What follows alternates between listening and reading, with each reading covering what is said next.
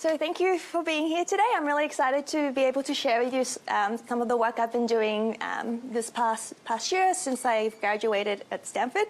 And I want to begin and say that, we're living in a really, really exciting time, right?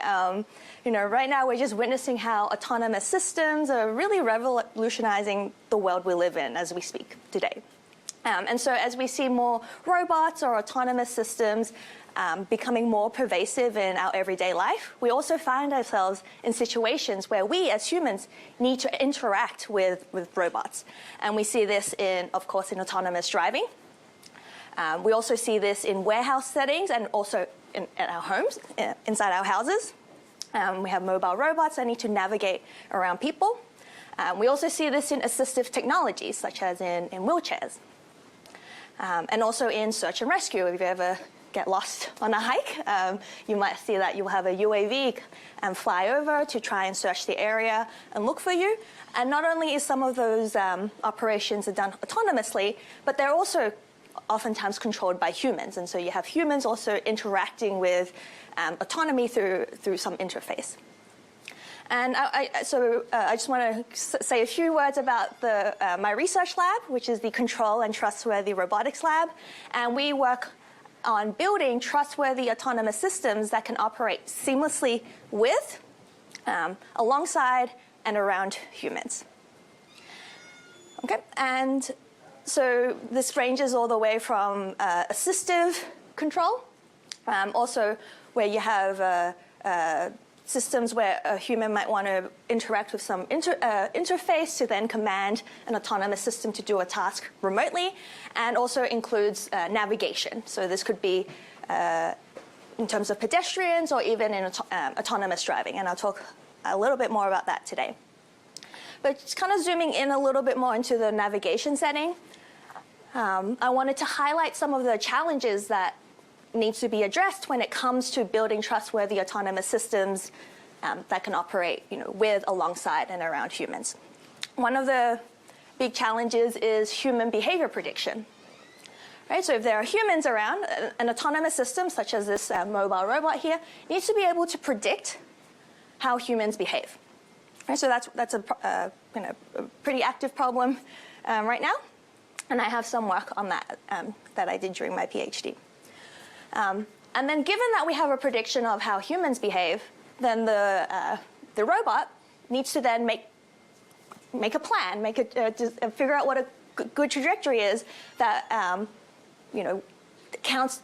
takes into account how humans behave. So this is what I will refer to as interaction-aware planning, because what the robot does will affect what the human does will affect what the robot does, and so forth. So there's these kind of complex interaction dynamics that needs to be accounted for. And then as this is all happening, we also need to make sure at the end of the day, this needs to be done safely. And so there's this question of safe control. What are methods and techniques we can apply to ensure that the controls that your system is making is safe and is not going to collide with humans. And all this is assuming that the robot knows what to do, right? It understands what task it needs to accomplish. But there's also the question of how do you even formulate or specify that task. And then finally, in these kind of real-world settings, there are certain contextual information that we should leverage, and that should provide some structure into how we actually design a lot of these algorithms. And so I just wanted to highlight some of the key challenges that exist, and certainly some of the challenges that I am and my lab is interested in looking at. And so for today's talk, I want to kind of share a perspective which is moving from a task-centric perspective to a human-centric perspective. And the idea is basically, rather than treating humans, us, as a nuisance to the robot, we want to start thinking about how the robot could start treating humans as partners and actually work together to achieve their task, whether they be the same task or their own respective task. And so this will be a common theme throughout today's talk. So we're treating humans not as nuisance, but as partners. And I won't have time to talk about all these challenges, and I'm really going to be just focusing on these two. which is on interaction-aware planning and safe control. Okay, so that's the plan for today.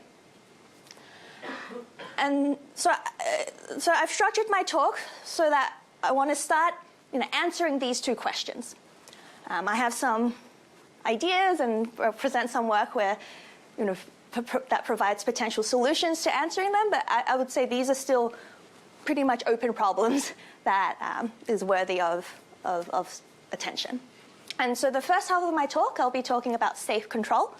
And we're trying to answer the question of how close is too close, right? When it comes to humans and robots interacting with each other, at what point should your robot decide that this is where I draw the line and I need to stop and take some evasive control?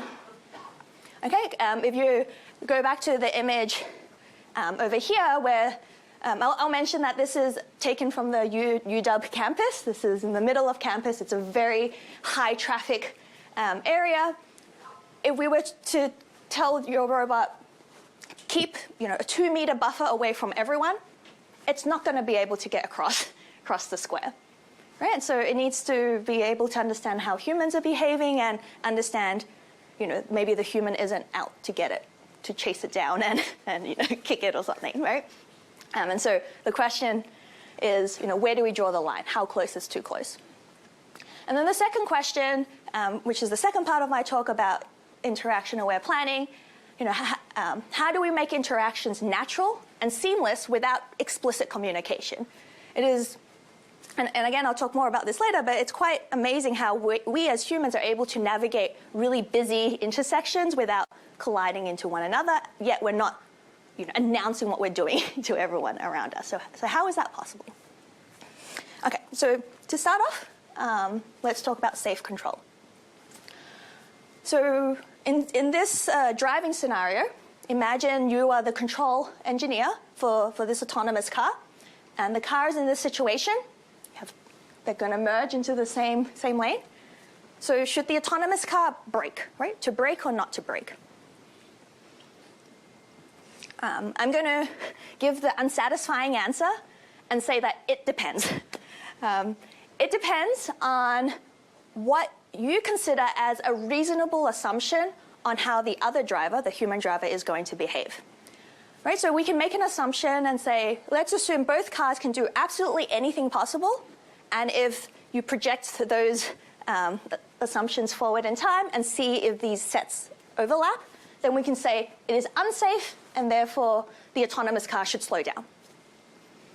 But if you make a different set of assumptions, say if we assume that in such an emergency scenario, both cars will brake and slow down, and you see that if you kind of simulate forward and that these sets do not intersect, then we say the situation is safe and the autonomous car should continue doing its thing. But then if you make different other assumptions, the answer might be yes or no. Or the answer might be brake or not brake. But this really boils down to what constitutes as reasonable behavior. Unfortunately, different stakeholders make very different assumptions. Depending on who you talk to, they choose different assumptions, and therefore everyone has different definition of safety in that sense. And so I actually kind of looked back on kind of the safe control literature and saw that there were many different approaches to coming up with safe control strategies, and you might actually have seen some of them. Right? There's velocity obstacle, something known as contingency planning, making sure you have a backup maneuver in case of an emergency. Some of my own work on Hamilton-Jacobi reachability. You might have heard of forward reachable sets. And there's also some other concepts from industry. So from NVIDIA, they had this thing called safety force field, and another one from Mobileye called responsibility sensitive safety. So there's all these different names for different safe control strategies. And I was a little overwhelmed. I was like, well, there's all these different methods. Which one is the right one to pick? So I took a step back and tried to think what was common to all of them. And I came up with a term, something I made up. It's a very creative name, and it's just called safety concept. And a safety concept I decided it would tell us two things. The first was it would tell us how safe a situation was.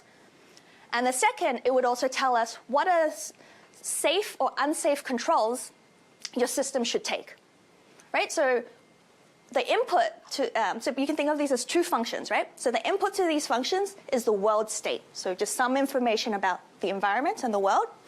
And then it should give us a measure of safety. So potentially just a single number. If it's positive, it means we're safe. If it's negative, it means we're unsafe. And the magnitude, ideally, would tell us the severity or the magnitude of that safe or unsafe situation. And then it should also tell us, is accelerating bad or is turning to the right good, and kind of show us what are safe and unsafe things to do. Okay, and it turns out all these different control strategies more or less fit under this safety concept definition. And then I also then looked back onto what I did with Hamilton-Jacobi reachability. So just as a quick intro to this, Hamilton-Jacobi reachability is this really nice mathematical framework that captures closed-loop interactions between a human and a robot, or two agents. And so if you are familiar with optimal control, or taking Professor Pavoni's 203 course, or I don't know if he's teaching it, but there's an AA 203 course. You will also learn about optimal control and Hamilton-Jacobi-Bellman equation. And this equation here, the Hamilton-Jacobi-Isaacs equation, is really similar, except there's an additional term, which is the disturbance term, which we treat as the human. So we treat a human as a disturbance to your system, and you want to make sure that your robot is robust against what the human does. So we have this really nice mathematical framework to describe these closed-loop interactions. And so it turns out that the solution to this partial differential equation, V, we can treat this as the measure of safety. And then we have this min operator. So as I mentioned, D is for disturbance. So we treat the human as a disturbance. And to be robust against the worst case, we treat the human as someone who is seeking collision. And then we also want the robot to maximize safety and avoid collision. So that's how you interpret this equation. And the idea is that if we can solve this PDE and get the solution V, then we have this function that tells us how safe or unsafe the situation is. Okay. And this is actually a very general framework. And it turns out, depending on the assumptions you make about what the robot and human does, so what these sets, capital U and D are, we can actually describe not just one safety concept, but a family of safety concept. Right? By changing our choice of U and capital D, we can actually describe many different safety concepts, even the ones I showed on the previous slide. So we can actually recover velocity obstacles, contingency planning, and forward reachable sets.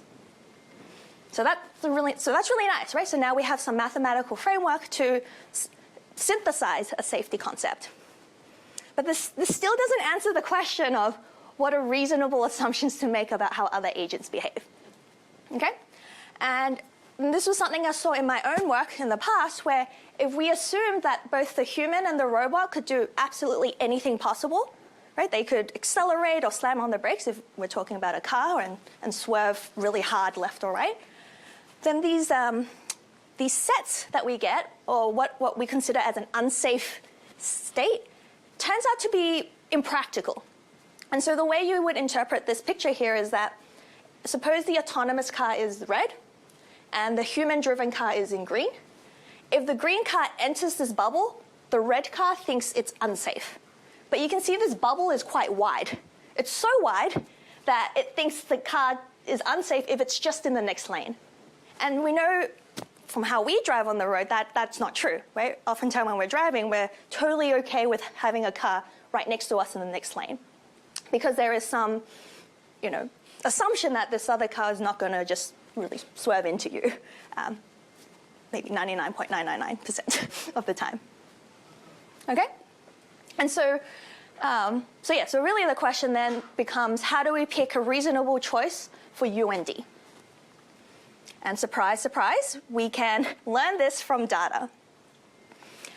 Right? So if we have some data set of how humans interact with each other, hopefully we can start to recover what these sets U and D should be. And so that's precisely what was done here. So the idea is that suppose we have a data set of all these states and controls. Then we want to learn a set U that's a function of X. So basically, we want to learn a state-dependent control set. And so here I'm going to visualize what I mean. So suppose for a particular state or situation, we observed what humans did, and this is the type of controls they would do in that situation.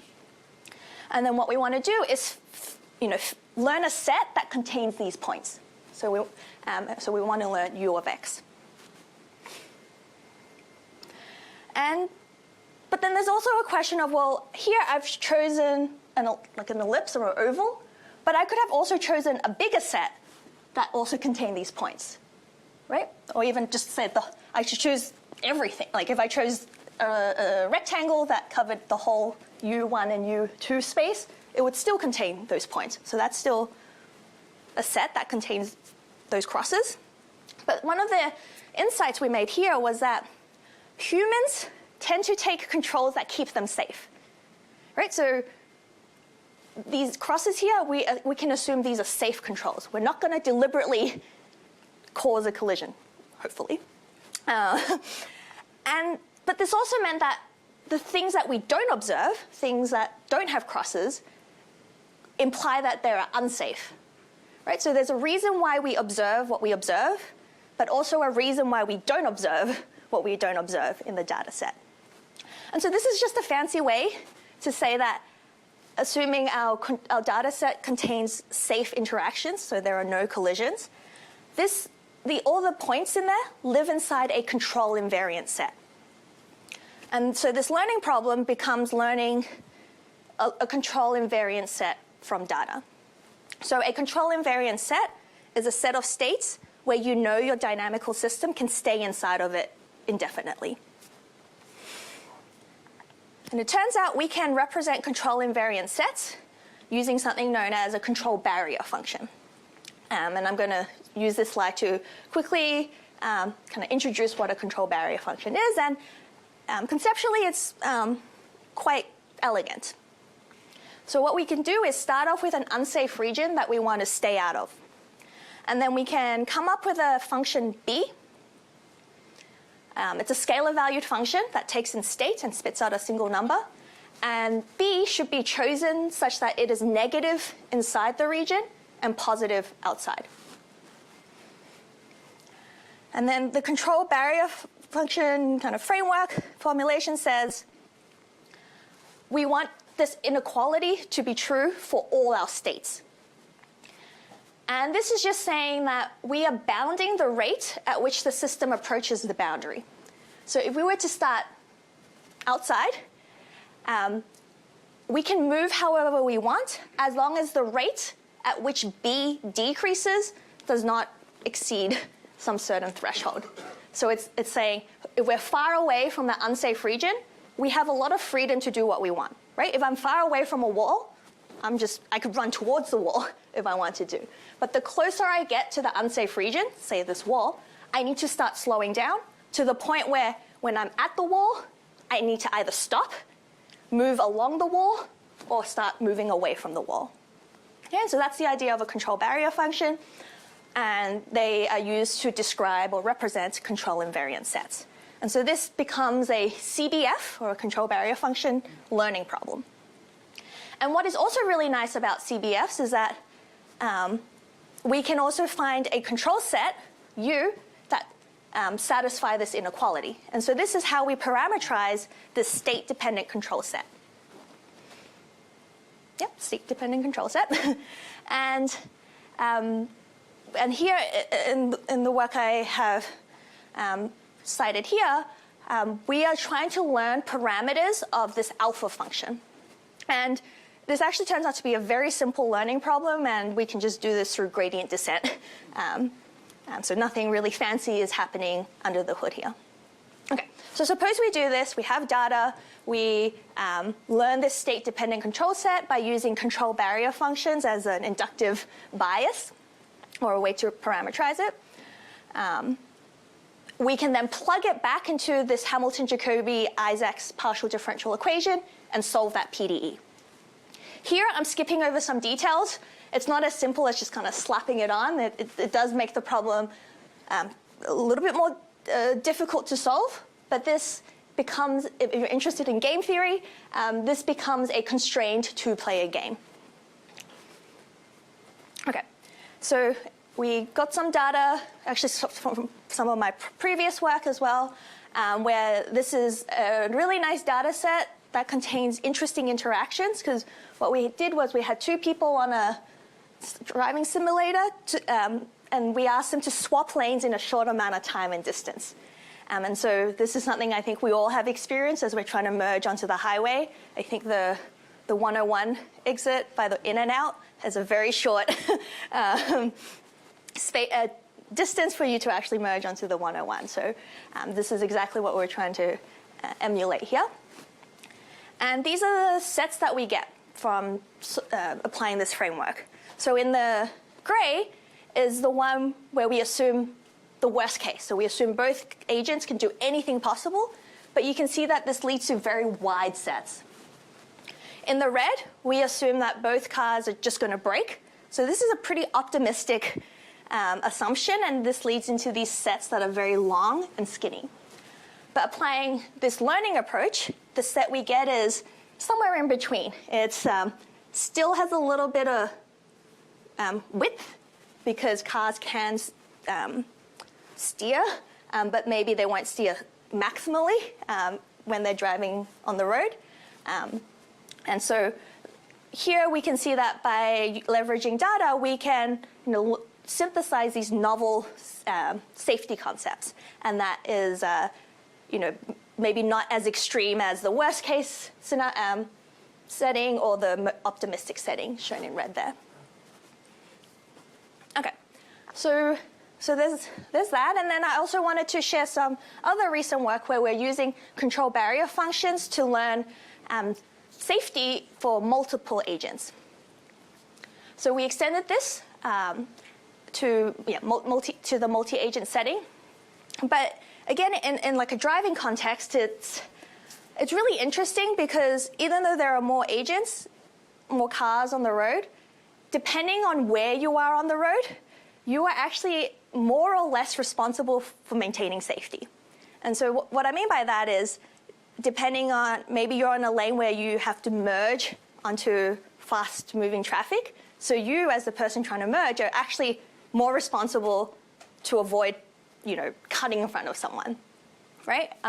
Whereas if you're already on the main road, you just continue moving, and you're not really expected to stop and let someone in. And then, so when you're driving, you are expected to not crash into the person in front of you, but you also expect the person behind you to not crash into you, but you're not fully responsible for avoiding collision with the car behind. But you shouldn't, brake check in general. Okay, so again, we wanted to capture this, we wanted to understand how responsibility is allocated across multiple agents. And this should be a function for how many people are on the road, what the road geometry is like, and also traffic rules. And long story short, we used the control barrier function to represent safety here. But what we did was we added this extra term gamma, and we called it the responsibility allocation function. And you can think of this as basically an offset to this inequality to make it easier or harder to satisfy. And we were able to learn gamma from data. So we had all these data sets that were available, and we were able to learn what the gamma was. And this helped us do some forensic analysis after an accident happens. This probably might not hold in a courtroom, but this at least gives us some insight into how, we provide some insight into how an accident, it will explain how an accident could have happened. So we can see in this situation, we have an orange and purple car. And in this case, the orange car pulled out, cut in front of the purple car, and a collision happened. And so you can see the acceleration and steering profile over time. And then based on our learned gamma, we saw that earlier on in the interaction, the orange car is responsible for not cutting off the purple car, which is aligned with our intuition, right? If you were the orange car, you probably should have waited for the purple car to pass before you turned. But that didn't happen. The orange car cut in front of the purple car. And then once the orange car got in front, the purple car should have slowed down, but it didn't. And you can see that for a brief period of time, the purple car was actually more responsible for maintaining safety. And then here's a plot that shows how much they violate that inequality. So you can see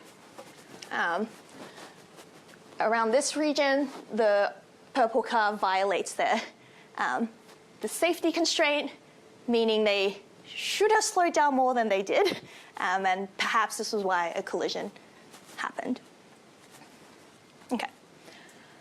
So I want to wrap up the first half of my talk and just kind of mention some of ongoing challenges that we're still working on and maybe you should all also start thinking about. So the first one is data collection. So although in the context of autonomous driving, there's a lot of publicly available data sets right now, I would argue that a lot of it is actually not that interesting in that it's just nothing safety critical is happening in those situations. And so I think there can be a lot of effort and investigation done to think about how we can be more selective or how we can design experiments to elicit more interesting and safety critical scenarios and use that to learn more novel safety concepts. And then we also have to do some closed loop testing and actually put them on a real car, have it interact with other humans and see, is there a noticeable difference? And something I didn't really go into, but I briefly mentioned, was that solving this Hamilton-Jacobi reachability problem suffers from the curse of dimensionality. Right? I was able to do it for this work just because the system I was looking at was relatively low dimensional. But if we were to extend this to higher dimensions, to more complicated settings, we are quickly faced by a brick wall in terms of making this tractable. So I think there could be also some work done to address those issues. Okay, so now let's move on to the second half of the talk. So this was on interaction-aware planning. We want to answer the question of how to make interactions natural and seamless without explicit communication. This is a picture in Japan, the really famous crosswalk. There's hundreds, thousands of people. And I bring this up because it is, quite astounding that where people are able to navigate past each other without colliding. I wanted to know, why is that? Why is it that humans are able to do this, and what can we do to make sure that robots are also able to do this? Imagine trying to get your food delivered and having the robot navigate through this crosswalk to deliver your pizza. My hypothesis is that humans are self-preserving, so we don't actually want to run into people. And if you are told how to avoid collision, then we're going to do it to avoid colliding, right? So humans are self-preserving and will engage in joint collision avoidance. And so the natural question, as someone working in robotics, is can we achieve safe and fluent human-robot interactions by leveraging the fact that humans are self-preserving, right? And this is going back to kind of the slide I had earlier on, where we want to move from a task-centric perspective to a human-centric perspective, right? We want to stop treating humans as a nuisance and start treating them as partners and as someone who will actually help the robot achieve their task. Okay, and So in this work I'm going to present, the answer is yes. And we can actually do this through very simple changes to a somewhat standard trajectory optimization problem. All right, and I want to also just mention, trajectory optimization is a widely used method for robot planning and control. People have used this for many, many different applications, from off-road aggressive driving to quad-rotor control to also human-robot interaction and even landing and rocket landings. Okay, so trajectory optimization is very commonly used. Okay, and so my claim is that through a standard trajectory optimization framework, we make a few tweaks to it, and we're able to achieve safe and fluent interactions. And these tweaks are guided by two observations. And the first observation is that humans will cooperate if told how.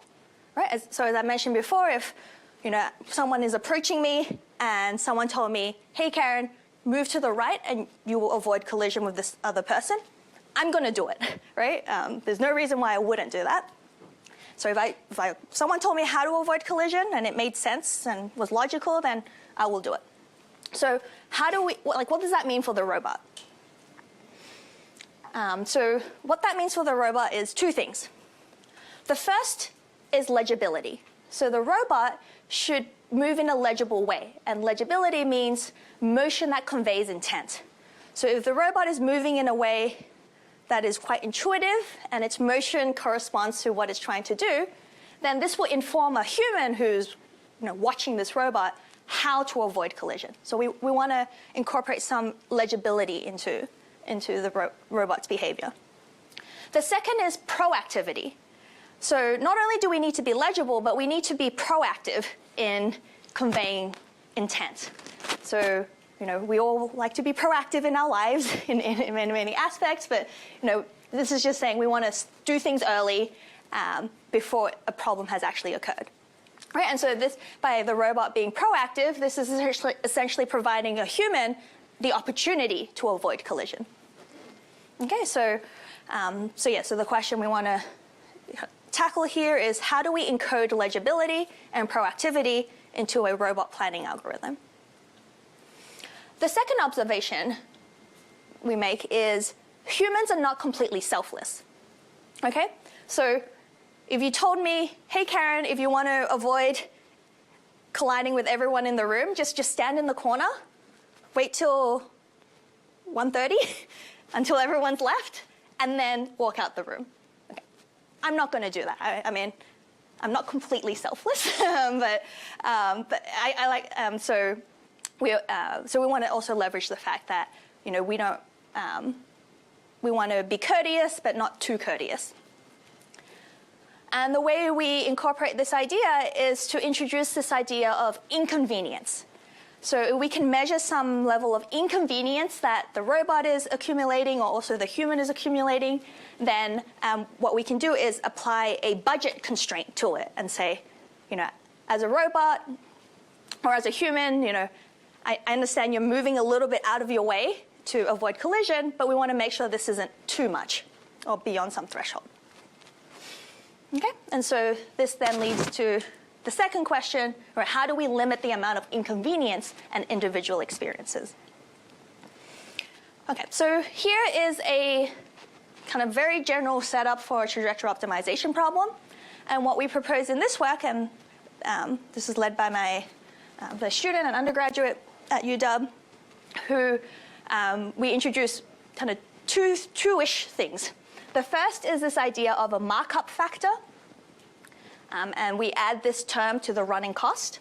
And I'll talk a little bit more about that in a couple of slides. And then we also add this inconvenience budget as a constraint. And we say we do not want to inconvenience others too much. And we also don't want to inconvenience ourselves as a robot too much either. But because we are adding an extra constraint, this could make the problem infeasible. And so we actually add some slack to the collision avoidance constraint with other humans. And this might sound a little counterproductive, right? Because we want to make sure we don't hit humans. And by relaxing that constraint might do the opposite. But we'll show in some results is that this actually doesn't through simulation doesn't actually reduce the safety of our system. And we believe it's because of this markup and inconvenience term that we've added to the formulation. Okay, so let me talk a little bit more about the markup factor. So the markup factor is chosen to, mu here is greater than 1. And it's basically selected to encourage the robot to take non-trivial controls earlier. Right, so the idea is, if I'm the robot and I want to avoid this table, I could avoid it by going up to the table, then turning at the last moment.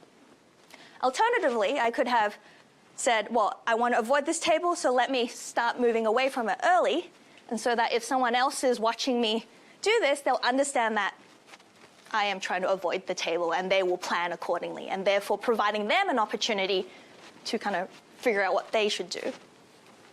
Okay? So maybe the general lesson is like, don't leave things to the last minute.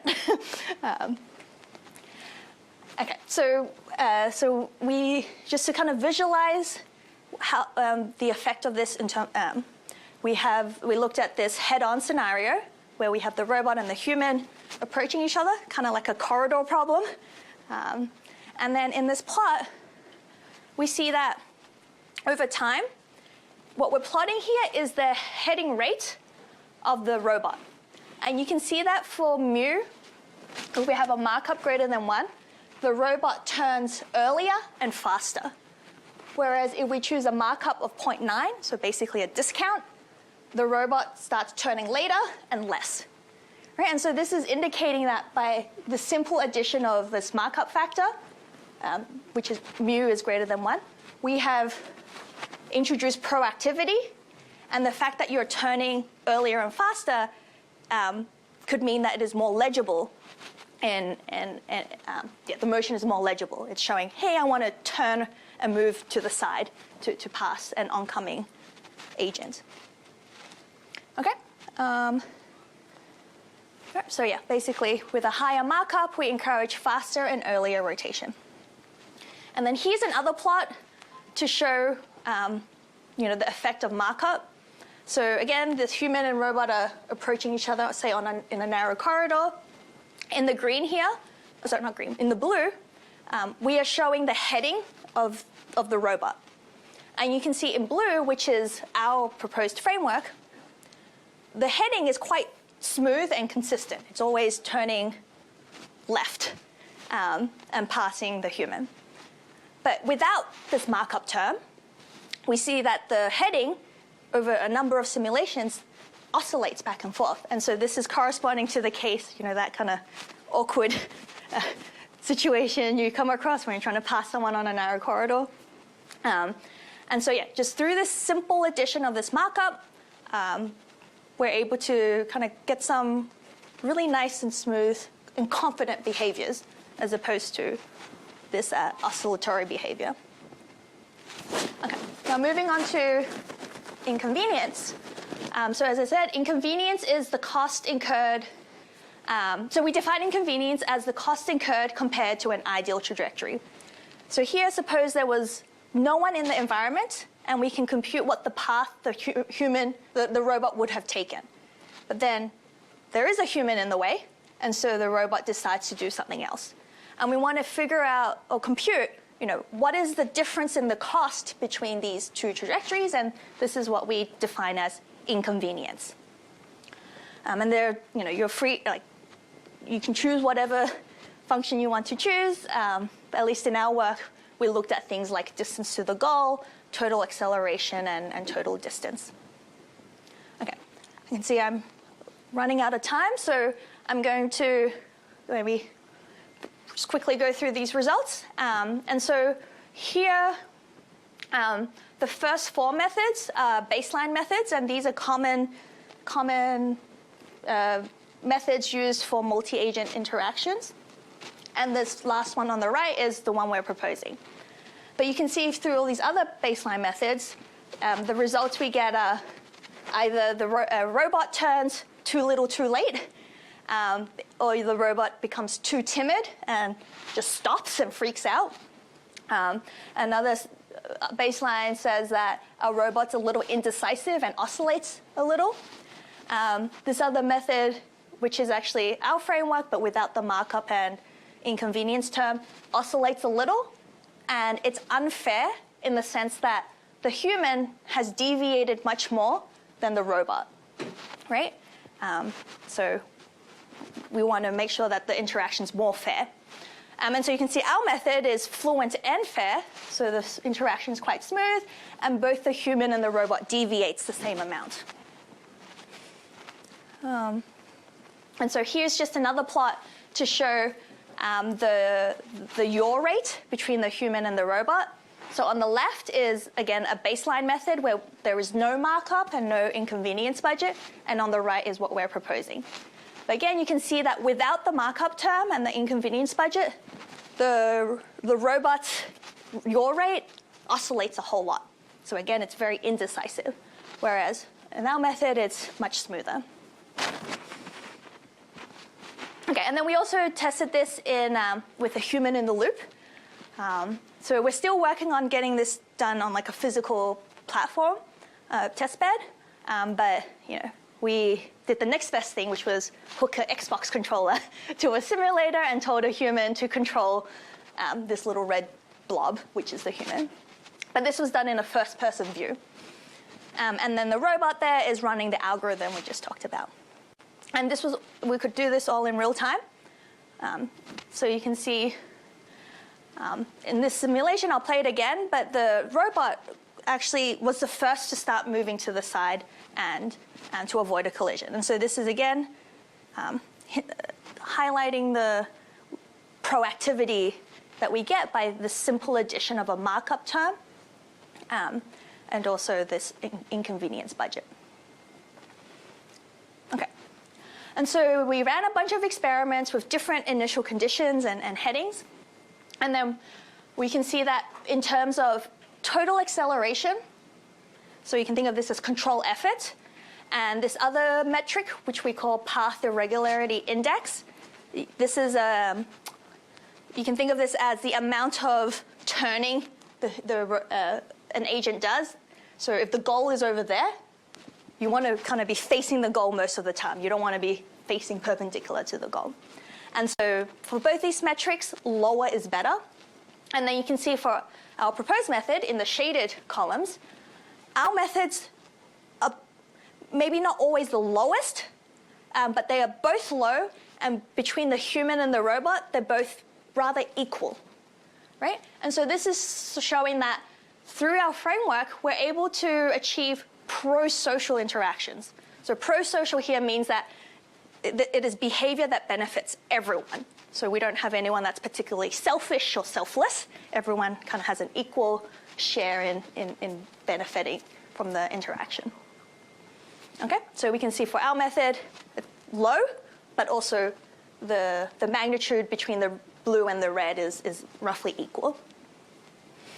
And then in terms of safety, so as I mentioned before, we actually relaxed the safety constraint. But you can see that in our method, there's a tiny bit of violation, but it's pretty much, we are right at the limit of safety here. So we don't actually, do much worse. Say, like in this method, this is pretty bad. That there's pretty much a collision that has happened there. Okay, and again, because we're using trajectory optimization, which is a very flexible framework, we're able to incorporate more agents. But in this case, these other agents shown in gray, we call them non-interactive agents. So we just treat them as regular, moving obstacles. And the idea is that when you're interacting in a crowd, you're not looking at 100 people at a time when trying to avoid them, right? You're only focusing on maybe 3 people, and everyone else is just in your peripheral. And so that's the idea behind these simulations. And on the right, it's also very easy to incorporate wall constraints to the formulation. So we can do this for indoor navigation in addition to outdoor navigation. And so that's actually what we're working on right now. This is a picture outside my office. And so this is a really narrow corridor. So it'll be interesting to see how your robot would navigate through this, or just in the building in general, and outdoors again on campus. Okay, so I know I have 3 minutes. Before I wrap up, I just wanted to give you guys a sneak peek into some work that I'm working on with my PhD student, Kazuki, here, and I'm really excited about it. And so we have some work on combining control barrier functions and control Lyapunov functions with diffusion models. So diffusion models, maybe as you know, have gotten a lot of interest, and this is really useful to generate robot trajectories. But we want these trajectories to be safe, and so we are working on a method that integrates or incorporates control barrier functions and control Lyapunov functions, and influences the denoising process to make sure that the output is safe. And so you can see on the left here is the method that Kazuki has designed, and it's able to move around these multiple. These are pedestrians, but then if we just applied something known as a control barrier function QP, or quadratic programming, it freaks out. It actually starts running away from these pedestrians and then actually collides, but because it needed to reach the goal, it kind of panics and like zooms right to the goal. So, but we're still working on this, but I wanted to give you guys a sneak peek, and I'm happy to chat more if you have. If you're interested in this work. Okay, so I'm going to wrap up and kind of end on this last slide and say, again, the title of my talk is Towards Trusted Human-Centric Autonomy, and looking at ways how we can start treating humans as partners as opposed to a nuisance. I'll just kind of talk about 4 key points that were common throughout my talk. The first is data. So we need to be more intentional about data collection and really start collecting data that encompasses safety-critical scenarios and seeing how humans respond or react in these scenarios. The second is in algorithmic development. So what I propose, especially in the first half of my talk, is looking at how we can use control theory to provide inductive bias for learning methods. Right? And this is opposed to applying learning methods for control theory, right? So, so looking at how we can use control theory for structure in learning. And then computational methods. A lot of the reachability methods I talk about suffer from the curse of dimensionality, so we need some ways to address that. And finally, at the end of the day, we're looking at algorithms with humans involved, right? Humans in the loop. So we need to do testing with humans in the loop, but that is not only expensive, but coming up with performance metrics is really hard. Sometimes, actually, the experiments that look like nothing has really happened actually is the most successful results, because it means no collision has happened and everything seemed really natural. So I'll just lead with that, and happy to take questions, or we can take them outside, as I think we'll get kicked out soon for the next class. So thank you for your attention.